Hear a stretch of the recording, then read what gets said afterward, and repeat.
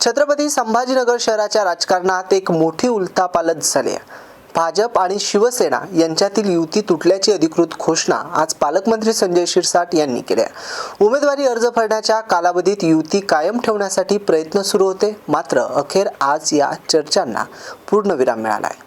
संभाजीनगर महानगरपालिकेत शिवसेना भाजपची युती व्हावी असा प्रयत्न मुख्यमंत्री साहेबांनी केला, उपमुख्यमंत्री साहेबांनी केला। आम्ही स्थानिक पातळीवर त्यासाठी वारंवार त्यांच्याशी बैठका घेण्याचा प्रयत्न केला। स्थानिक भाजप कार्यकर्ते पहिल्यापासूनच एक वेगळ्या भूमिकेत मला पाहायला मिळाले होते। शंका त्याच वेळेला आली होती, परंतु नेत्यांचा आग्रह आहे, नेत्यांनी सांगितलेलं आहे आपल्याला युतीत लढायचंय आणि संभाजीनगर शहर हे सेन्सिटिव्ह शहर आहे, इथं थोडीही चूक फार महागात पडेल ही याची कल्पना असल्यामुळे मी दरवेळेला त्यांना फोन करून, स्थानिक नेत्याला फोन करून की आपण बैठक घेतली पाहिजे असा आग्रह त्यांच्याकडे धरत होतो। युतीच्या जवळपास 9-10 बैठका झाल्या।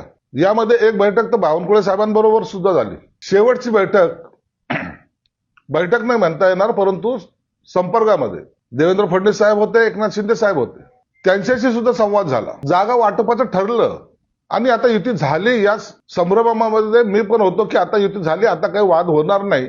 परंतु सकाळी जेव्हा त्यांनी प्रस्ताव द्यायचा होता जागेचा, मुद्दामून त्यात मेख मारायचा प्रयत्न केला, जेणेकरून शिवसैनिकांमध्ये बेचैनी होईल, शिवसेनेच्या जागा सोडल्या गेल्या असं चित्र तयार होईल।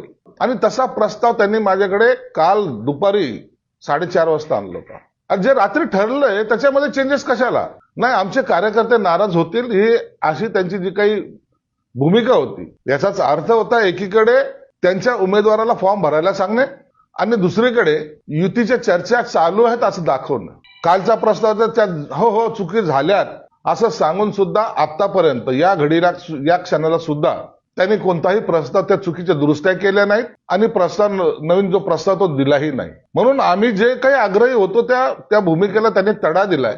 स्वतःची ताकद आमची वाढली, आम्ही काही करू शकतो हा जो त्यांच्या मनामध्ये जो काही म्हणजे अहंकार आहे, त्या अहंकाराचा अंत आज शिवसेना भाजपची युती तोडण्यामध्ये झालेली आहे। आम्हाला वाईट वाटतं या गोष्टीचं। युती असावी असा आमचा आग्रह होता, पण तरी काही लोकांनी, स्थानिक नेत्यांनी त्यांच्या आग्रहास्तव, त्यांच्या असलेल्या इतर काय बाबी असतील मला माहित नाहीत, परंतु जाणून बुजून हेतू पुरस्कार आपल्याला युती तोडायची असा त्यांच्या मनामधला असलेला डाव साधत त्यांनी अखेरला आमच्या बरोबर युती तोडलेली आहे। बोलचाल सगळं बंद आहे। कालपासून त्यांचं काय ना फोन आहे, ना ते आलेत, ना ते बोलतात, ना त्यांच्याकडून कोणताही थांबा वाटपा असाही कुठलाही संदेश नाही। आणि त्यांनी त्यांच्या कार्यकर्त्याला जाहीरपणे सांगितले की तुम्ही तुमचे फॉर्म भरा। मग आता आमच्याही कार्यकर्त्याला तर आम्ही सुद्धा फॉर्म भरायला सांगितलेत, आता ते फॉर्म भरतील। लवकरच आम्ही त्यांना एबी फॉर्म सुद्धा वितरित करू। परंतु झालं ते चुकीचं आणि भाजपच्या हट्टापायी झालं एवढं मात्र निश्चित आहे। त्यांचा अहंकार, दुसरं काहीच नाही।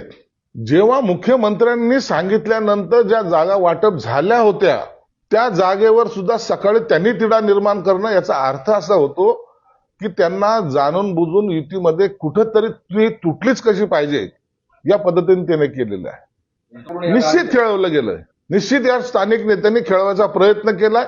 अंधारात ठेवून आपण आपला हेतू साध्य करायचा, आपल्या मुलाखती चालू ठेवायच्या, आपल्या उमेदवाराला सांगून ठेवायचं आणि आम्हाला गाफील ठेवून मग ऐन वेळेला आमची धावपळ होईल या पद्धतीचा प्रयत्न त्याने निश्चित केलेला आहे। हे बघा, आम्ही थोडा विश्वास ठेवणारे लोक आहोत, एखाद्याला शब्द दिला ना ते पाळणारे लोक आहोत। आणि हे सगळं तुम्हाला माहिती आहे, एकनाथ शिंदे साहेब जेव्हा बोलतात तर त्या टायमाला त्या शब्दाला एक किंमत असते आणि त्याच पद्धतीचा आम्ही इथं बर्ताव केला। आम्ही त्या पद्धतीने वागत गेलो। आता मुळामध्ये जेवढ्या फॉर्म भरायचे त्यामध्ये सुद्धा काही ठिकाणी आम्हाला ती अडचण येण्याची शक्यता नाकारता येते।